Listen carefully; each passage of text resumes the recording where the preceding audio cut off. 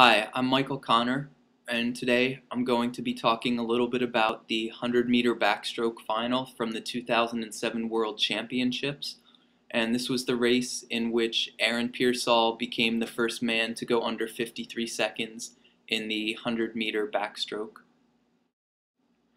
Here we see in the freeze frame the swimmer closest to the camera is in backstroke start position. And you notice that this backstroke start technique is a little different than the way that it used to be conventionally taught. It used to be that swimmers were taught to have their body in much tighter to the block with their head in and down toward the block. But now it seems like more of the top pros are moving towards a start technique where their back is almost straight vertically and their eyes are looking straight forward in front of them. Okay, now you can see that as the race begins, you're going to notice that his head is going to start to move backwards slowly, and the head is essentially the part of the body that initiates all of the backward movement. And you can see it's frozen here to give you an idea of how the fact that the head moves first, essentially before anything else.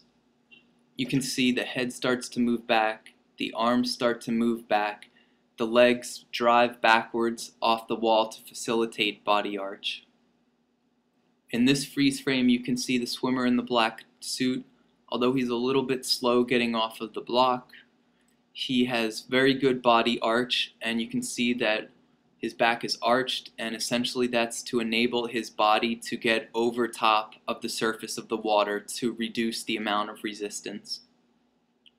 As the swimmer enters the water, notice that his arms are in a very tight streamline. He begins his dolphin kick after giving himself enough space and depth underwater to execute it.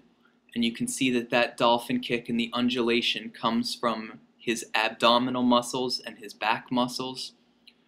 Now as he approaches the surface, his right arm drops to begin the breakout stroke.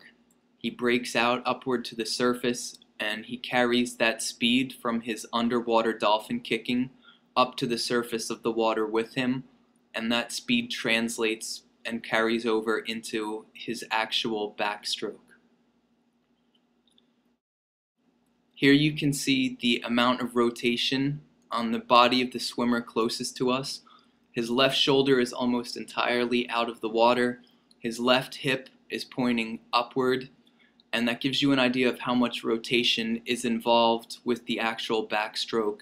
And that rotation not only reduces the amount of drag on the swimmer as he moves through the water, but it also allows him to get a deeper catch and therefore a little bit more power on his propulsive phase of the stroke. From this underwater angle, you can really see the anatomy of the stroke itself. Here you see the left arm hits the water, enters, proceeds to the catch phase with the elbow bent. Then you have the propulsive phase, and finally the straight arm finish. The right arm does the same. Now you can see switch to the above water view with the same stroke process going on. Here you can see the swimmer's right arm is just about to begin the catch phase. The elbow is slightly bent, the arm is nice and deep, so as to allow a deep catch, which in turn will help the swimmer generate the maximum amount of propulsive force. Here once again you can see the underwater hand entry, the deep catch, the bent elbow, and the propulsive finish of the stroke itself. One thing that I wanted to point out about the catch phase of the stroke is that you can see that the swimmer is essentially on his side due to his body rotation, and it's that body and hip rotation that allows him to get that deep catch. Without the body rotation and the core rotation, that deep catch would not be possible. Here you get an underwater look at the stroke in progress, and if you look very closely at his feet, you can see that the stroke is also being driven by a very powerful kick. Now you get an overhead view of the swimmers as they approach the 50-meter wall. And one thing that you can notice is that all of the swimmers keep their head very still. The head essentially guides the body, so it's critically important that they keep their head still and looking upward. Once the swimmer approaches the wall and takes his crossover stroke, which puts him onto his stomach, you'll see that the head begins to move slightly downward and the chin tucks inward. And essentially this motion of the head is the catalyst that drives the backstroke flip turn. As the head starts to move down and inward, the rest of the body will essentially follow, and that head motion really puts the body in position to execute the backstroke flip turn. Once the tuck of the head is complete, the feet come over the top, they hit the wall, the swimmer pushes off of that wall and uses the power of the push to drive himself off of the wall and underwater. In this still shot, you can see the depth that the swimmers get when they come off of the wall.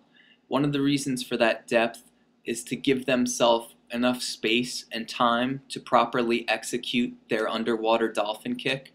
But another reason is that the deeper water has a little bit more stillness to it and less turbulence than the shallow water. So by going deeper, they avoid some of the turbulence that could cause drag and friction.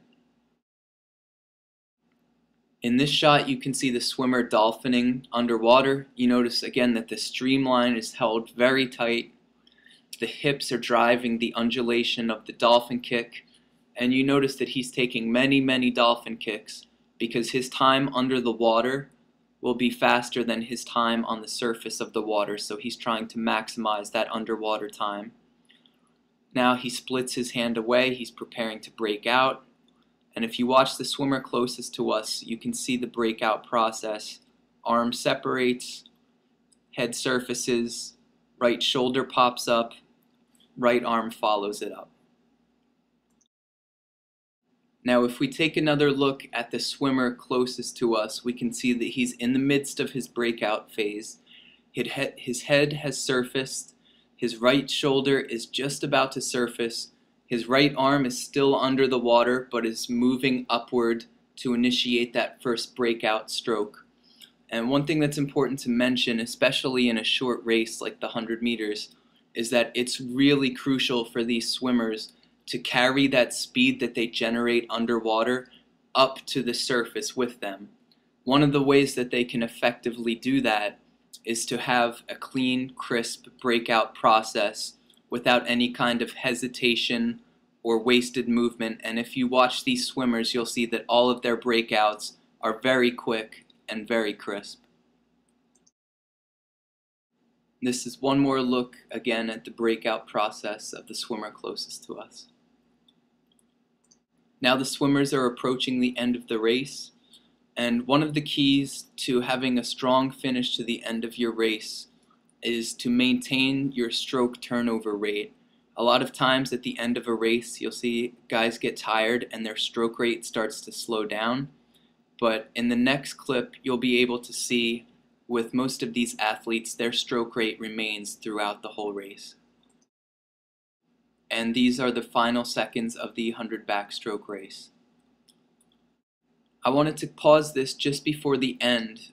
If you notice in the last clip, you see that as Aaron Pearsall gets close to the wall, he throws his head back and takes that one final stroke that lunges back towards the wall. And that's essentially to get himself the longest extension and the quickest finish so that he can allow himself to get to the wall in the most timely manner possible. This is the end of the race, which was won by Aaron Pearsall in what was then a world record time of 52.98.